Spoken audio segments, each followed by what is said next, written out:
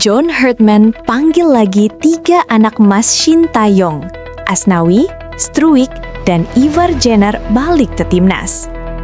Halo Sobat Bola dong, kabar panas datang dari dapur Timnas Indonesia. Nama John Herdman, pelatih anyar yang dirumorkan akan melatih timnas Garuda selanjutnya, mulai bikin keputusan yang bikin publik angguk-angguk, bahkan senyum tipis. Karena apa? Herdman kembali memanggil 3 pemain yang dulu jadi kesayangan Shin Tae-yong. Ya, mereka adalah Asnawi Mangkualam, Rafael Struwik, dan Ivar Jenner. Pertanyaannya sekarang, ini nostalgia atau memang strategi matang? Kita bahas satu persatu. Pertama, Asnawi Mangkualam. Nama ini bukan sekedar bek kanan. Asnawi adalah simbol mental baja timnas Indonesia. Di era Shin Tae-yong, Asnawi itu pemain yang tidak pernah setengah-setengah, lari tak kenal capek, duel tanpa radu, dan berani teriak di lapangan. Kadang emosional, iya, tapi justru itu yang bikin dia hidup. John Herdman jelas butuh sosok seperti Asnawi, bukan cuma untuk bertahan, tapi untuk menulari mental bertarung ke pemain lain. Dan di ruang ganti, Asnawi itu pemimpin tanpa perlu ban kapten. Kedua, Rafael Struwik, striker muda yang sering bikin debat publik. Ada yang bilang dia belum tajam, tapi Shin Tae-yong selalu percaya satu hal, pergerakan Rafael itu berharga. Struwik bukan striker yang nunggu bola, dia buka ruang, tarik bek lawan, dan bikin kaos. Dan Herdman tampaknya paham betul soal ini.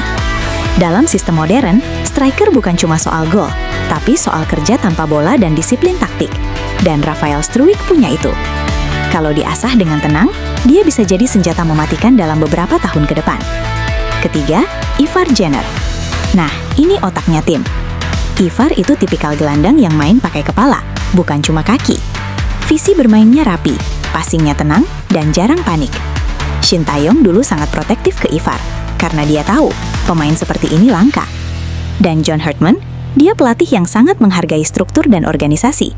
Ivar Jenner itu kepingan puzzle yang pas untuk filosofi tersebut.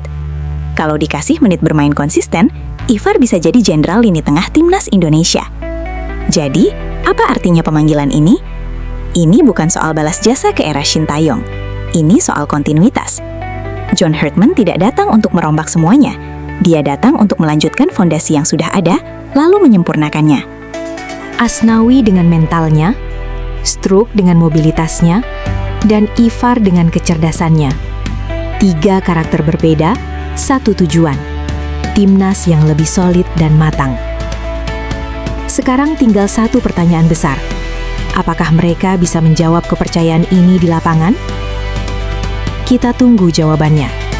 Bukan di media sosial, tapi di 90 menit pertandingan sesungguhnya.